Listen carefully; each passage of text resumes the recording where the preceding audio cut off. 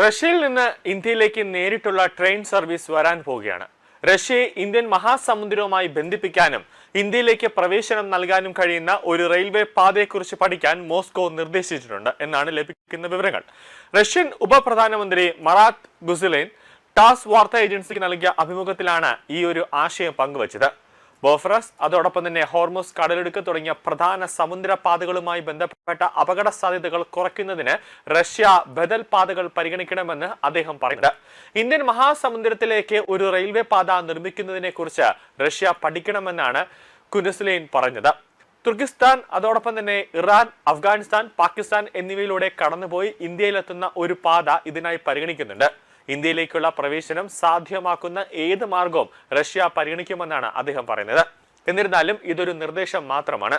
Russia India passenger train, അതോടൊപ്പം തന്നെ ticket നിരക്ക്, കൂടാതെ ഈ ട്രെയിനുകൾ പോകേണ്ട പാതകൾ, അതോടൊപ്പം തന്നെ സർവീസ് ആരംഭിക്കുന്ന തീയതി എന്നിവയെക്കുറിച്ച് ഇതുവരെ ഒരു സ്ഥിരീകരണമൊന്നും വ്യക്തമായി പുറത്തു വന്നിട്ടില്ല.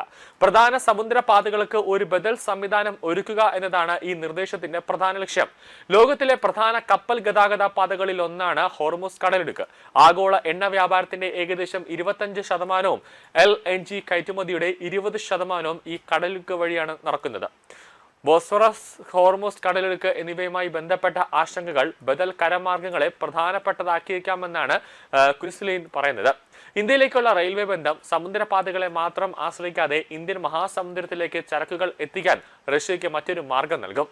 ഇന്ത്യയെ സംബന്ധിച്ചിടത്തോളം ഇത്തരമൊരു റെയിൽവേ ഇടനാഴി റഷ്യയുമായും മധ്യ ദക്ഷിണേഷ്യയിലെ മറ്റ് ഭാഗവുമായുള്ള കരമാർഗമുള്ള ബന്ധം ശക്തിപ്പെടുത്താനാണ് സഹായിക്കുക.